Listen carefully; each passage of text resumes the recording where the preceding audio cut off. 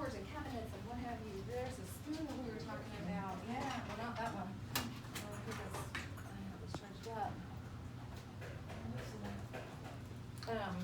So what we'll do is a lot of times we'll sit here at the table and we'll talk, sit with intent, as we were talking about. And so I might have somebody that's wanting to know, I've got Parkinson's and I need to be able to feed myself, and how can I do that? And meanwhile, while we're sitting here having the conversation, other thoughts, other questions come out, and so then we're able to explore a couple other ideas.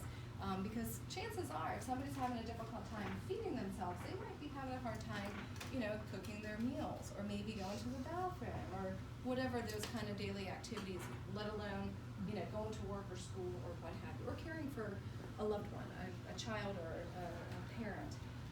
This is something that I like to also bring a lot of times to our students. We have a lot of engineer students that come through just like you're coming through. What can you tell me about this spoon? Probably move it around, can't you? Move it around. Twist it. It's big and fat. Let's pass it around real fast. It's a thick grip. No, don't Brenda. It's heavy. It's heavy, right? Any ideas? Observations? Working on observations here. What do you guys? The muscles like this when you eating. Okay. So it's got the weight to it. A larger grip. Exactly. It's easier to hold on to too. Yeah. Because you don't have to grab it. So it is a weighted spoon.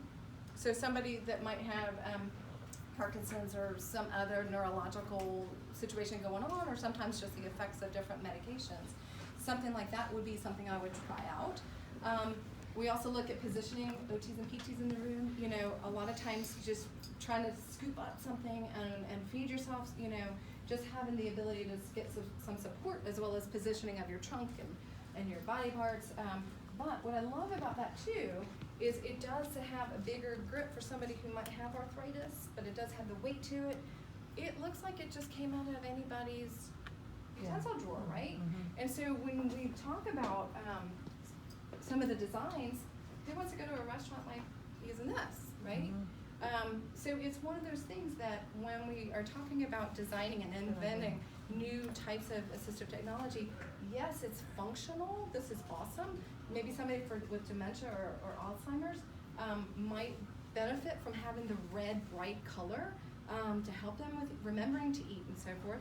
But for somebody who, is more like, I don't want anybody to know that I have a disability or challenges, something like this where it looks like it just came out of my utensil drawer is a helpful thing.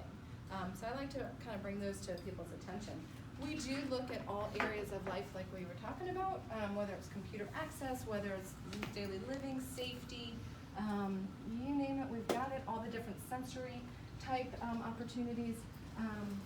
This is something, again, this is a weighted vest. Somebody who might have a neurological disorder or maybe has anxiety. A lot of times when I stand in front of a group of people and doing a presentation, I get all nervous. So a lot of times I'll actually put this on. It's called an OT vest. It's, if you guys want to try it out. But it's something that, anybody want to try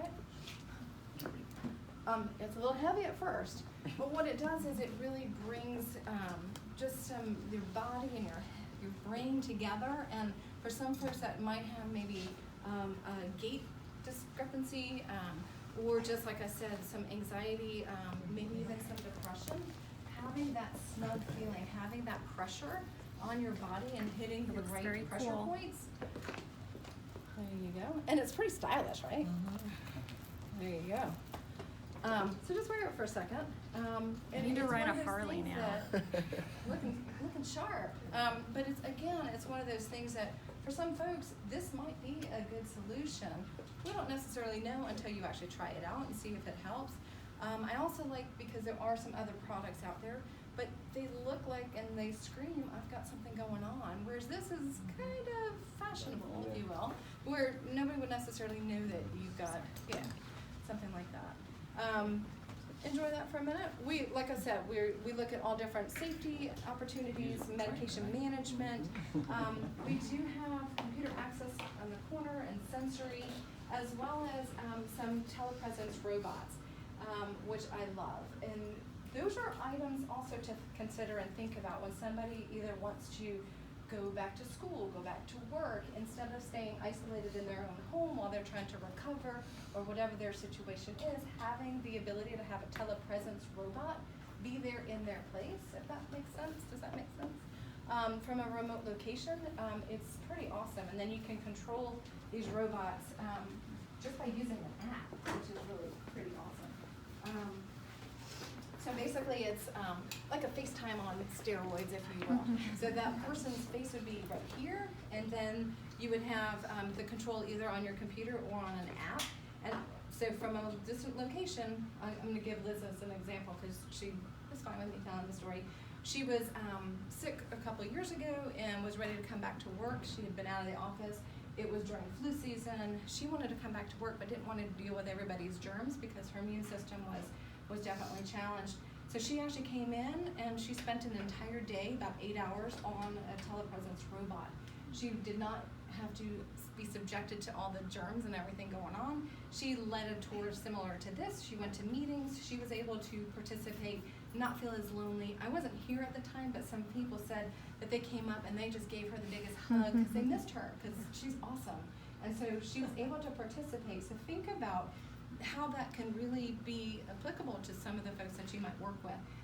When you're sick and you're not able to be amongst your peers and your friends and coworkers and so forth, it's isolating, and then you get more depressed, and then you get sicker and all that kind of stuff.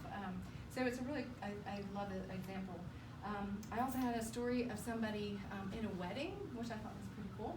A bridesmaid couldn't be in the other city, which was Boston and Chicago, and so undergoing cancer treatments. And so instead of getting the pictures and the videos afterward, she actually participated and went down the aisle via the robot, the telepresence robot. And so she was actually part of it. She had the dress on, she had flowers. You can actually adjust the height of it. So she actually danced at the wedding.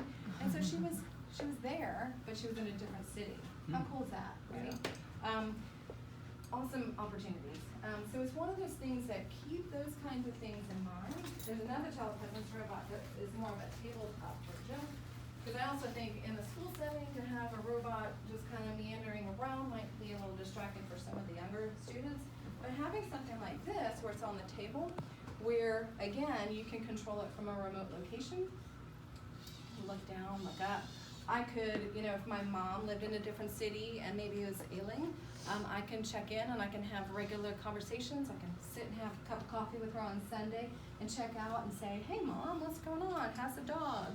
Look out the window and just again try to stay connected to family, to friends, and so forth. Yeah, that's it. Any questions?